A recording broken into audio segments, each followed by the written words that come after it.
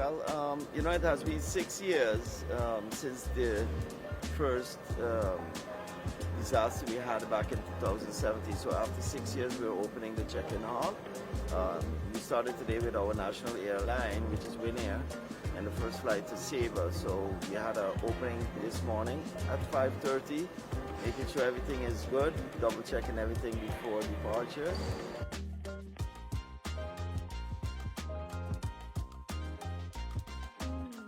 Well, I'm very impressed. I am happy. For a long time we've been waiting here in St. Martin, looking forward for this moment. And I think we have a great product to offer to our visitors. And I do hope that this may be able to motivate us to grow even stronger than we are.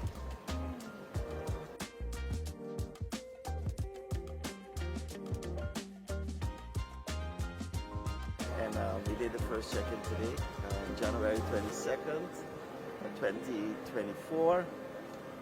Another milestone for the airport. I think good stuff moving forward.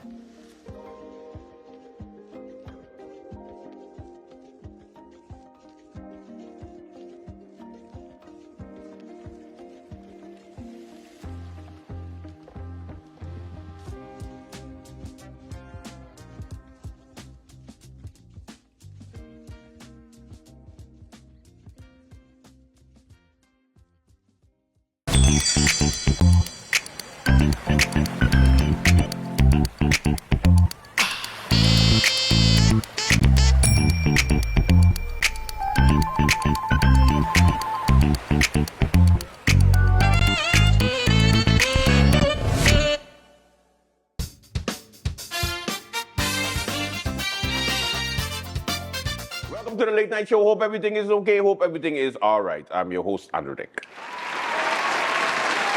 Okie dokie, kids, what's happening on the lovely island of St. Martin? We begin with, of course, the Parliament meeting, the last final Parliament meeting for this four-term government, and it was a sad sight. As you can see, it was pretty empty because everybody else was like, no, you didn't re-elect me, so therefore I'm not coming to lend support. Of course, we have to say a big congratulations to the incoming members of Parliament. They were officially accepted, the credentials were accepted. Now, a bunch of people were a bit confused as to why the Parliament took so long to approve the credentials of these members of Parliament.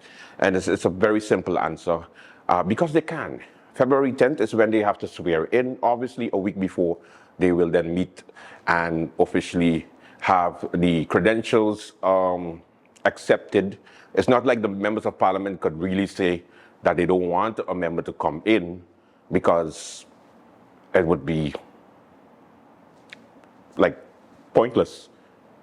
Because at the end of the day, the people is the one that voted for these individuals to come into Parliament. So who is an outgoing member of Parliament or an incoming member of Parliament to say, no, we don't want his kind in here. No. I mean, they accepted Melissa. We could accept anybody, right? We could accept Akeem. We could accept anybody. We accept Silveria for sure. Yeah, she's in the government again, well, in Parliament. So hello. So just a quick highlight of the Parliament meeting. Let's go. Good morning, members of Parliament, support staff, visitors in the public tribune, radio listeners and TV viewers, viewers via social media, and members of the media. Welcome to this public meeting number 9 for today, Wednesday, February 7, 2024. We have established a quorum of 9 members. We have 2 agenda points for this public meeting. Number 1 is incoming documents. Number 2 is examination of credentials and admission of member of Parliament. All members have received the list of incoming documents and the proposals for further handling under document IS/255 to 367 of the Parliamentary year 2023-24. Are there any comments or proposals on the list as presented? To which member can I give the floor? None? If not, then the list and proposals for handling are approved. Article 3 of the Rules of Order. Point 1, Parliament appoints a committee of 3 members which has the task to verify the credentials of the members of Parliament. The first appointed committee member shall be President. Point 2, if Parliament has not yet approved the credentials of the newly to be admitted members after a periodic resignation or after the dissolution of the Parliament, the committee is appointed in a public gathering in which at least half plus one of the legal elected members is present. Article 4 of the Rules of Order. Point number 1, the committee reports in writing or verbally after having verified the credentials, the other documents as required, and those received pertaining to the election. Point 2, the credentials and the documents related to them will be made available for perusal by the members of Parliament at the Secretariat of the Clerk. Before going over to appointing the members of the committee to verify the credentials, let me remind members of Parliament of the allotted speaking time of 20 minutes in the first round of this agenda point and 10 minutes in the second round. According to the speakers list, there's none.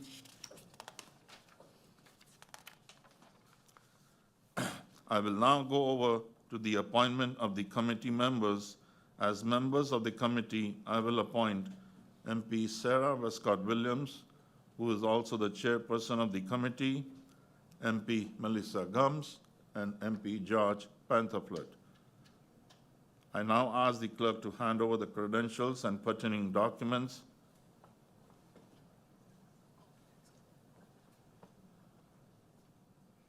I will now ask the clerk to hand over the credentials and pertaining documents to the committee so the committee can verify these. The meeting is not adjourned while the committee verifies the credentials of the elected members of Parliament.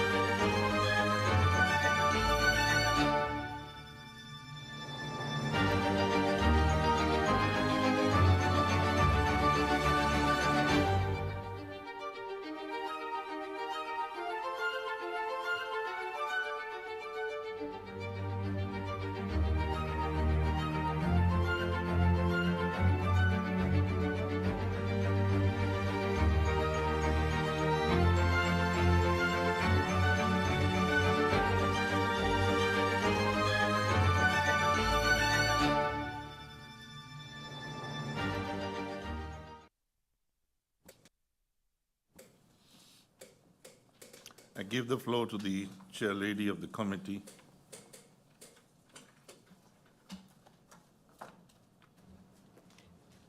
Thank you, Mr. Chairman, and a good morning to you, to my colleagues, and all tuned into this meeting here this morning. Mr. Chairman, the committee has verified the credentials, and all of the documents are in accordance with the law that prescribes it, and these are found to be in order.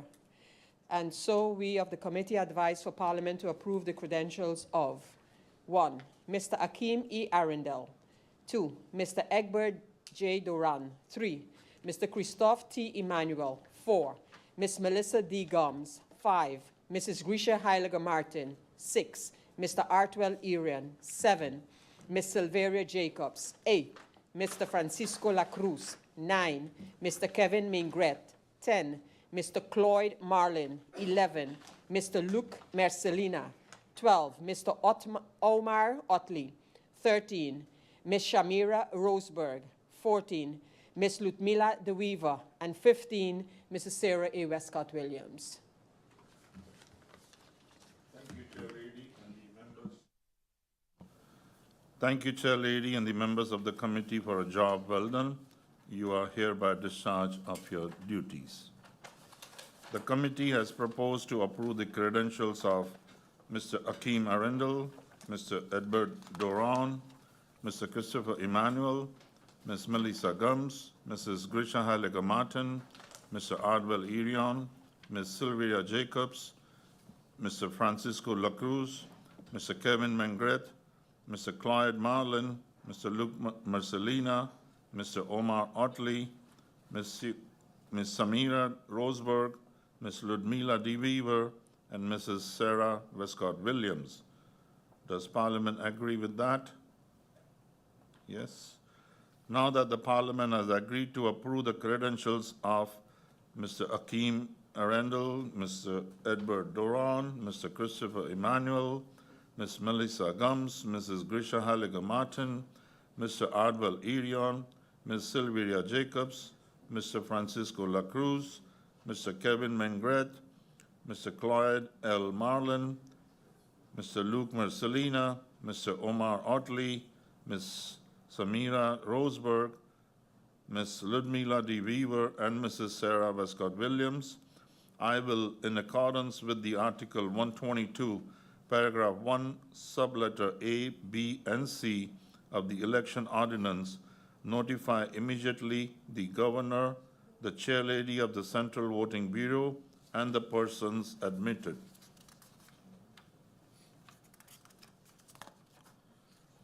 I wish to congratulate all the 15 members elected with their admittance as members of Parliament. As soon as they are sworn in by the Governor on the Saturday, February 10th, 2024, they will take their place in Parliament as members of Parliament. Congratulations. Before I close this meeting, I would like to remind the admitted members that they have to submit a request to the Governor to administer the oath or declaration and affirmation as prescribed by law. The Secretariat of Parliament is able to assist members of Parliament elect who require assistance. Ladies and gentlemen, we have come to the end of this meeting. I thank you all for your participation, and I hereby close this meeting. Okay, so that's one part. Let's go to the second part. The second part is interesting. Why? Because the Council of Ministers press briefing took place finally since we had elections in January. Let me say that again. And Pete, I want the dog meme, the again. The Council of Ministers press briefing on Wednesday was finally restarted just before this outgoing government has to leave. Since January, when we had elections. That's how soursop they was, and of course, they were not there. The only person that was there for the Council of Ministers was the Honorable outgoing Prime Minister, Sylvia Jacobs. Now, it was fun to see Sylvia Jacobs sit there and pretend to smile, pretend not to be upset, pretend not to be upset that she's not going to be the Prime Minister in the new cabinet. By the way, she had so much problems mentioning the incoming government. And the way she was so uncomfortable was amusing to me, because I was like, look at her. She's trying to compose herself, because one of the reporters asked her, so the new government, they're gonna just continue with everything that you guys started and didn't finish? And then you could see the Prime Minister like, government is about continuation. And we are all happy that the new formateur will make good decisions for the people of St. Martin. Yes, because that's why we're here. So whether Sylvia Jacobs, she started to sound like Kevin Mingret with the third person thing. It's starting to catch like an epidemic. It's like a pandemic, really, because everybody just referring to themselves in the third person. Andrew Dick is hungry right now. Anyway, so You have a situation whereby Sylvia Jacobs was like, so whether Sylvia Jacobs is in Parliament or whether Sylvia Jacobs is in the Council of Ministers, Sylvia Jacobs is going to continue being Sylvia Jacobs. And I was like, what? Did anybody hear this woman? She just anyway, the Council of Ministers press briefing where she outlined the next couple of days, the next couple of weeks as to what the machinery government is supposed to do and cannot do, but will do anyway. Sylvia Jacobs. As we all know, we recently had our parliamentary elections. I would like to take this time to congratulate the 15 members of parliament elect who were successful in attaining a seat with the various parties that was a result of our January 11th, 2024 election. The voice of the St. Martin people has been heard, and so as we know, it's spread across quite a few parties, and it will be finalized hopefully within short. This Saturday, the new parliament will be sworn in, and as of that date, that starts at 9:30 a.m. at the cabinet of the governor of St. Martin, and as a result of that, we will then have a new parliament. Because the National Alliance was not elected? A transitional from government's perspective, I must also congratulate my colleagues. 4 of the sitting members of parliament have been re-elected to parliament, and so will be then sitting in 2 seats as of Saturday. That is legally allowed, so let me just dispel any concern that there may be about that for 3 months maximum. This gives the Mercelina, Luc Mercelina, he's the formateur. It would be the Mercelina 1 cabinet. Formateur and the governor the opportunity to finalize the process to swear in a new government. The Luc Mercelina 1 cabinet. You see how she have a problem saying it? She was like, the government that is coming in. No, say it with your chest. Luc Mercelina government. There's been a lot said, I've noticed, in the press over the past few weeks as to what that entails. Let me just explain from government's perspective. We are continuing with the works. We've received a notification from His Excellency Governor Ajamu Bailey, wherein it clearly, after we submitted our resignations, wherein it clearly states what can and cannot be done. The fact that I have noted that some have even mentioned the word a lame duck government is completely erroneous. The government and governance of our country continues unabated. We cannot stop governing because it is service to the people. And as such, any and all policies, let me be very, very clear, not go off script here. We must provide clarity on what items are to continue to be handled and processed, and which items fall outside the scope of the going concern. We believe that this clarity will enhance efficiencies and address any concerns that stakeholders may actually have due to the caretaker status that this current Council of Ministers now has. Why are you surprised? You forget every single time a new government comes in, they do what they want. Contract, disappear, and they say, oh, we can't find your contract, go home. Items that are to be processed and finalized within the scope of going concerns, which was mentioned within His Excellency's briefing to us, are advices such as any activities, policy documents, and legislative pieces that were initiated in 2023 or earlier, invoices for contracts entered into before or during 2023, all SLAs and contracts that were already in the advisory process during or before the elections took place, urgent matters that have developed in 2024, whereby the handling of such cannot be delayed due to whatever circumstances may then arise, and the execution and further implementation of all country reform measures connected to the projects and the projects connected thereto, as well as the projects of the trust fund that are being executed by our National Recovery and Program Bureau, NRPB, as well as the government of St. Martin, together with the World Bank. Also, to continue are any appointments and ongoing HR matters that affect the legal position of employees, where the process was initiated in 2023. Again, anything for 2024 would, of course, require that it is urgent and cannot be delayed. We are, as a council and the government workers, are all allowed to attend conferences, events, and other needed business-related travel that was already scheduled in 2023 or that has a yearly recurring And any allocation of funds for necessary expenditures and granting of ongoing and new structural subsidy requests will be continued to be handled. So, as you all know, the budget of 2024 has been much talked about as well. That was approved in our Council of Ministers just yesterday. It was ready to go before, but we wanted to ensure that it is handled by the incoming Parliament so that there's no discrepancy. So hopefully that will be one of the first legislative pieces that will be handled by the incoming Parliament of St. Martin, the new Parliament of St. Martin. Obviously, because the Minister of Finance ain't doing enough, so now this government have to clean up your shit. But anyway, who am I? Any other matters that fall outside what I have outlined previously would need to be either done in consultation with His Excellency, the Governor, or, if necessary, the Parliament of St. Martin.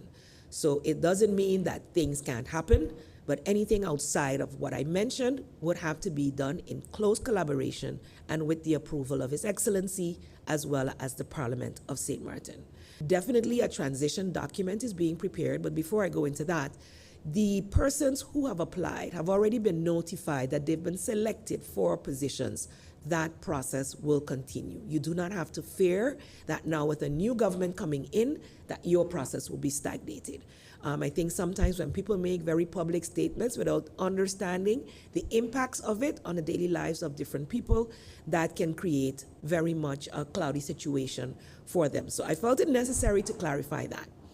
Again, on government level, we are preparing a transition document, which is quite normal, but we're doing so now with within a scope that is a little bit different in the sense that it will be completely digitalized. There is a template that has been shared via the Secretary General's platform to all Secretary Generals. Thus, it is being prepared within the organization so that all incoming members of the new Council of Ministers, as well as even the Parliament, would have a clear understanding of the status of events, where we are now, what can be continued, what is ongoing, especially with the going concerns related to the reforms, related to the trust fund projects and ongoing policies within government that are in transition at the moment. There's an onboarding program that is being prepared by the Parliament.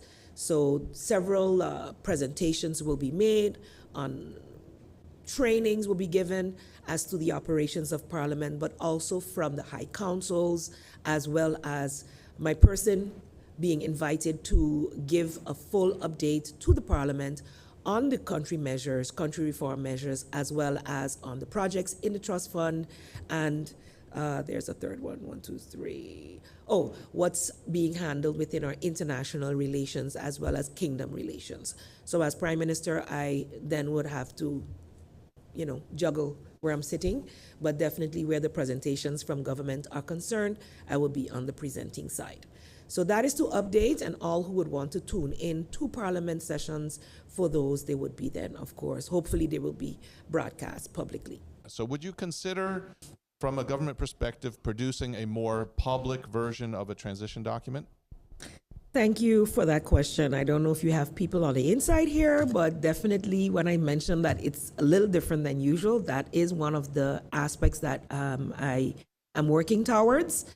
So not only are we preparing a transition document that will remain internal from, let's say, ministry to the incoming minister via the Secretariat of the Council of Ministers, as is usually done, but I would really want something that will be on our on our government's website, that is clear for all to see. Of course, it wouldn't have all the details that the internal document would have, but definitely that a clear idea of what is ongoing, where it is in the stages where it is, would be definitely given. to the public of St. Martin. And that's why I also mentioned the presentations in Parliament. So even before that transition document is ready, there will be presentations made to the new Parliament as to the status of affairs in the areas that was requested, at least of me, as Prime Minister of the country, to update within the Kingdom relations areas, the foreign affairs, and the projects, the ongoing projects. But there's much more going on than just those. So all of the policies that I mentioned, all of the legislation that is in various stages of development will be given, shared with the public so that there's clear transparency for all concerned, not because it's an election, because many people, I must say, when we were on the election trail, were unaware of where we were. And so to reiterate that those were not just election statements as well, and to give a better understanding of what 4 years of stability has garnered for St. Martin, because of course it's not all buildings and roads that you can see and feel, but the necessary legislation, policy, and actions of our hardworking civil servants that usually goes unchecked and unnoticed. So this will be presented in a very transparent manner, not only internally, but also to the general public. What are the plans of this coalition as opposition in Parliament? There was 10 million budgeted on the 2023 budget for a new tourist tax, but no legislation to collect that money. Is that something that will be worked on? And the coalition reduced the travel budget of Parliament with 68%, from 600,000 to 200-something thousand. Are you going to leave it at that level, or will the incoming Parliament request the new government to raise the travel budget for Parliament? Thank you for that question. I think it's a bit out of context in terms of where I am at this moment. I am currently still in government.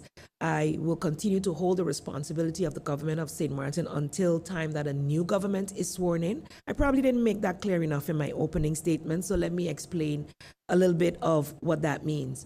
While I will have to function in both sides, my responsibilities to govern remain as a priority, because that is the ongoing concerns of the people of St. Martin.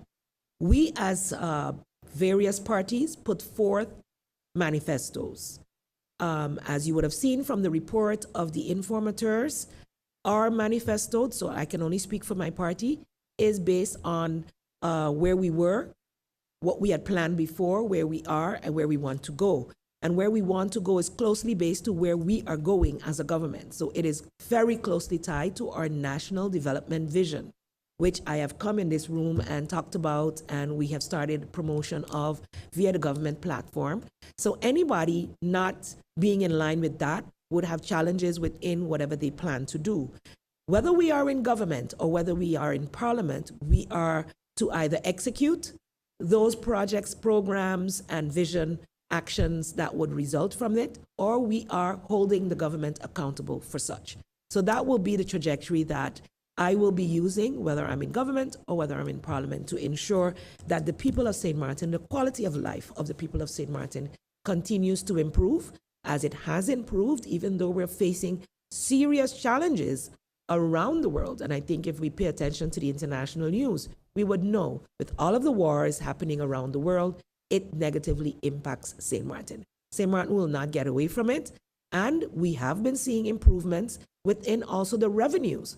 So even though those legislations didn't get passed within the Ministry of Teyat, specifically to deal with certain taxes that we would be able to collect from our tourists, we were able to, as a government during 2023, generate more revenue than we had projected based on already owed taxes, revenues, fees, etc., that were previously not collected or were now more better compliance had been arrived at.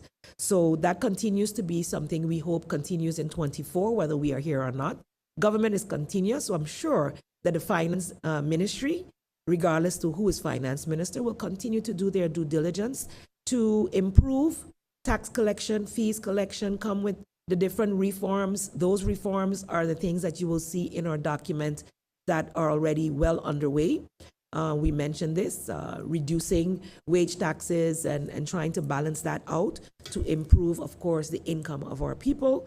And as it relates to travel, we have not discussed that in any way. I believe any travel that government or parliament does must have an end goal and a reason, and proper reporting on that must be done. So I look forward to being able to serve at whichever station, whether here in government or in parliament, which I will be forced to do for the next couple of weeks anyway, or as long as it takes for a new government to sit. The 2024 budget is in progress and would probably or hopefully be one of the first discussions for the new parliament coming in. So just for clarity, and I know this government worked hard for the capital improvement budget. Is that something that's included in that 2024 budget? And so what projects were approved, what's in progress, and how much of it will, let's say, carry over to the incoming government to be allocated? And then just for clarity, I assume that the NRPB projects are, because it's separately funded, is not included in the project, and again, all of the in the 2024 budget, and that all the projects that are in progress will continue through this transition period. Is that correct?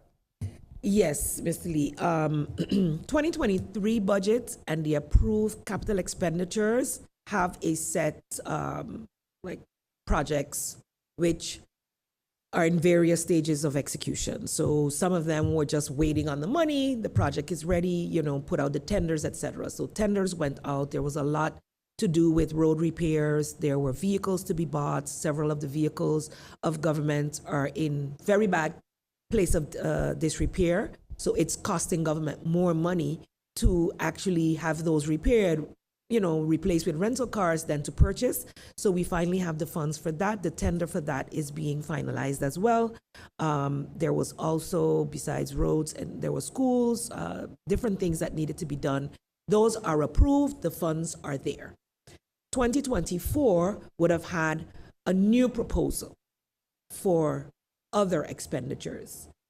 It will now be whether the new parliament, because we cannot now count on the support of parliament, we cannot delay the handling of budget because that's a legal requirement. So that is something that has to be handled, was prepared in advance of the transition of government. But because 2023 budget amendment was approved so late, we had to delay 2024.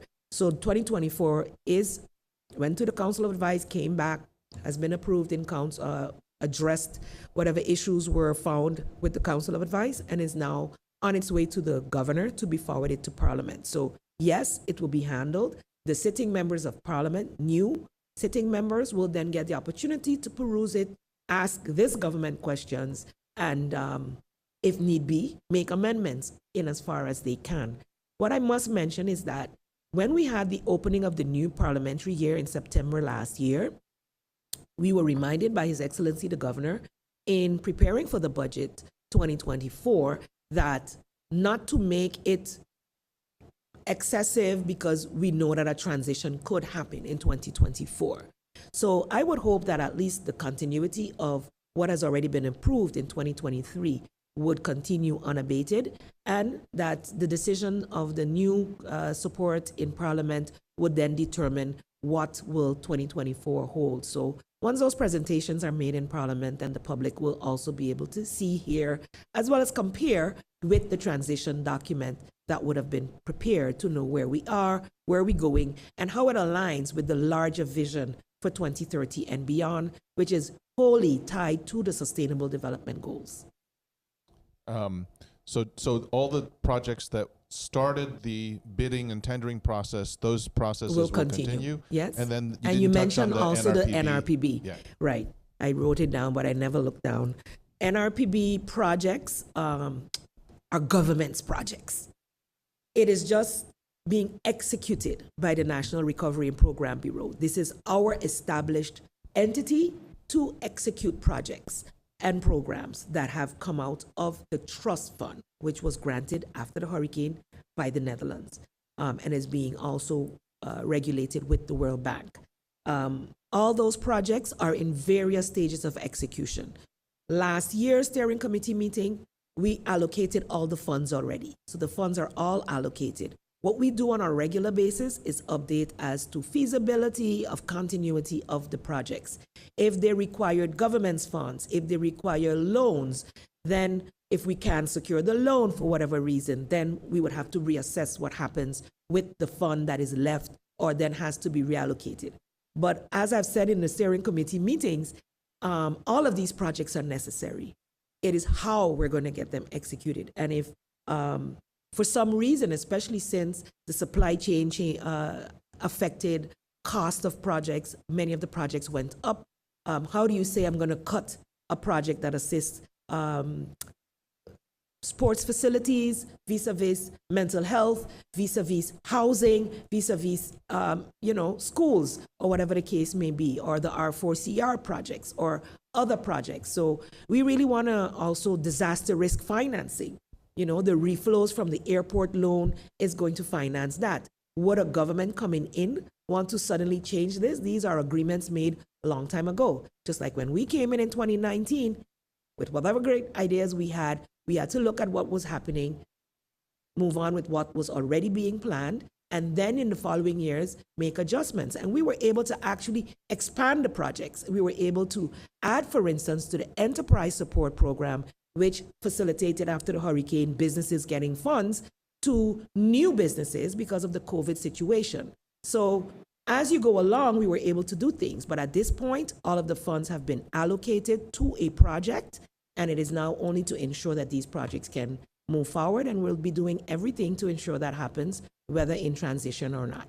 Prime Minister, I believe the correct term is redundancy pay, that the outgoing ministers and members of parliament, depending on their time of service, receive payment for a period of time. It used to be, I think, that if you served a year, you got a year pay. 2 years or more, you got 2 years pay with a decreasing percentage. There were some discussions in the past about amending that, reducing it down to 1 year. Has that changed, or is it still the old formula? And will this also be accounted for in the 2024 budget discussions?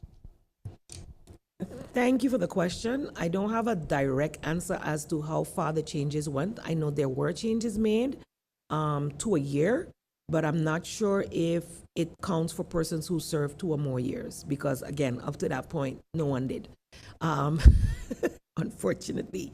And so every year within the budget of government, there would be space that we were paying the redundancy in those constantly changing governments for the exiting members of parliament and government. So there's usually a space where it's budgeted for. And indeed, I'm not sure whether it's only limited to a year. I know it was limited to a year, but I'm not sure about when people serve for more than a year, what it is. But it is minimally 1 year. Yes, and I will look into that and send you that in writing. You can send me a reminder in writing as well. Thank you, Prime Minister. Jacqueline, you have the final question. Thank you. Oh. It's not automatic either. It has to be requested. So persons, especially within Parliament, who are allowed to hold other functions, if they have a proven income, then they're also not necessarily entitled. A lot of times, people make a lot of sacrifices to sit on this end, where you're then not able to continue with your other business if you had one, and then to transition back into the private sector for some could be difficult. So that's why the build down takes place over a period of time to allow you to then find meaningful work or build back yourself in the private sector if that is the case. So just for clarity, when you do respond, there were, I think, age restrictions. In other words, I think once you reached pensionable age, also some of the people might be returning back to the civil service. So in your response, if you could kind of elaborate on some of those details, it'd be helpful. Thank you. Okay, so that was Sylvia Jacobs at the Council of Ministers press briefing. And of course, you could see the bitterness, boy. Show the face of the pride. Look at that. It's like you almost want to say, but auntie, it's okay. You're going to be in Parliament. It's okay. Now, as far as the payment is concerned, a bunch of people are asking whether the ministers staying on will be receiving double salaries. If they're going to be receiving monies from Parliament and they're going to be receiving a salary from the ministers. Well, it's very simple. When you're a minister, you continue getting your minister's salary until the last day you work. They have up to 3 months, like the Prime Minister mentioned. And if you are a member of Parliament going into becoming a minister, obviously then, you stop being a member of Parliament. Then the first day you become a minister, then that's where the salary situation happens. So no, they don't get double salaries. If they're a minister and they hold the position of a member of Parliament also, which by law is up to 3 months, then they just basically continue getting their minister salary. Okay, so it doesn't change right away, or it doesn't be an add up whereby you're a parliamentarian, you're a minister, so you got 2 salaries, like, look at them. Anyway, my farewell tour continues as we have to say goodbye to the retired Member of Parliament, Ludmina Duncan. I know that she was the only grown-up in Parliament this term by not contesting the elections because she noticed that it's complete, utter bullshit. Bullshit. Bullshit. So she didn't run. Guess she's going back to the private sector, or she's going to be a civil servant. I don't know. But at least she's good with all sides because she did not pick any side at all. She was even during the final meeting because that's what she's paid to do. Where are the other members of Parliament? Probably somewhere crying. It's okay, boo-hoo. You got next elections. Stay strong. Stay strong. Anyway, let's begin. We have a good show for you. Ludmina Duncan's speech during the closing of the parliamentary year. Yeah, let's begin.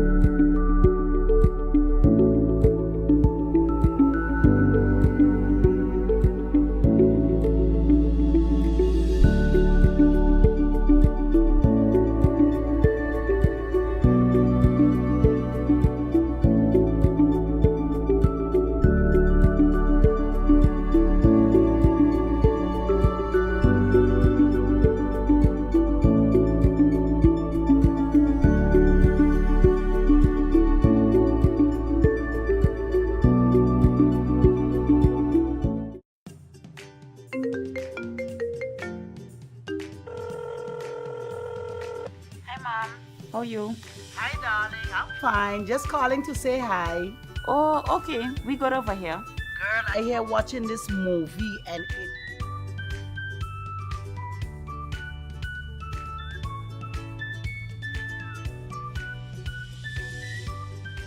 But Mom, you finished all your minutes yet? No, girl. Talem has new postpaid plans and automatically upgraded my postpaid package.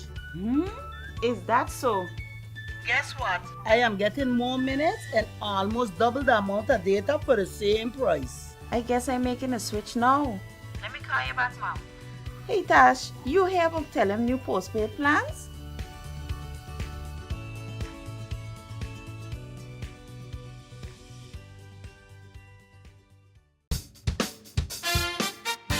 Flashback. At this point, I would first like to give the floor to the requester, MP Duncan, to elucidate her request before going over to the representatives of the St. Martin Museum. MP Duncan, you have the floor. Thank you, Mr. Chairman. Good morning again to you and my colleagues. Good morning to the representatives of the museum. I am extremely happy that they're here.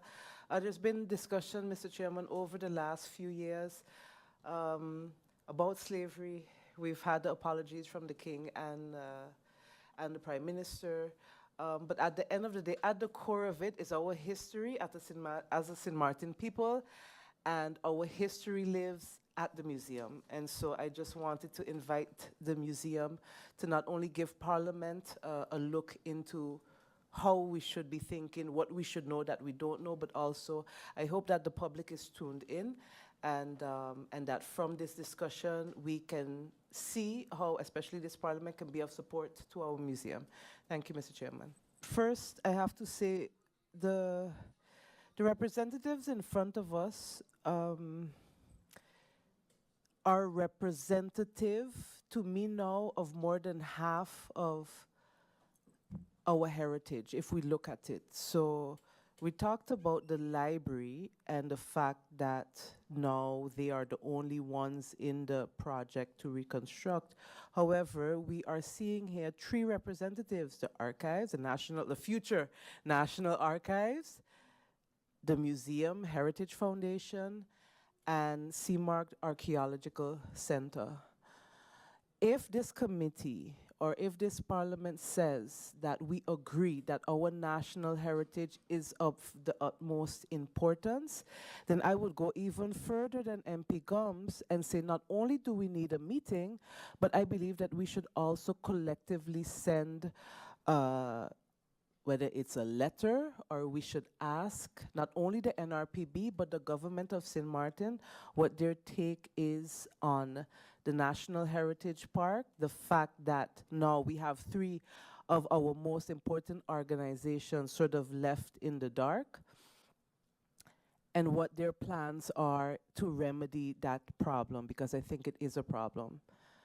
So, Mr. Chairman, my proposal would be not only to invite the museum, but also that this committee send a letter with questions specifically about what we have discussed here today to understand what is going to happen then with the original idea of having this National Heritage Park or consortium of organizations, because it is of the utmost national importance.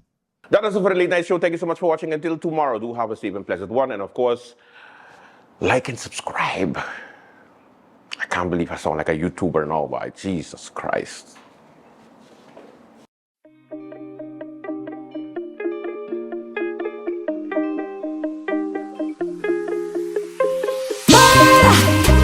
You silly trying to put me up for murder. You wanna find out, push a little further. I kill them and I put them in the gutter. I call it murder. Talking about murder. Come back here when I come wrong, leeches on my back. When it is my turn, eagles get shut down cause I run the pack. Me never run from idiot boys and them silly attacks. None of them man compared to me, I smoke 'em on the track. I know you feel the thunder when I'm coming down your way. This is really easy, I could do this all day. I know the way I do this make you feel some type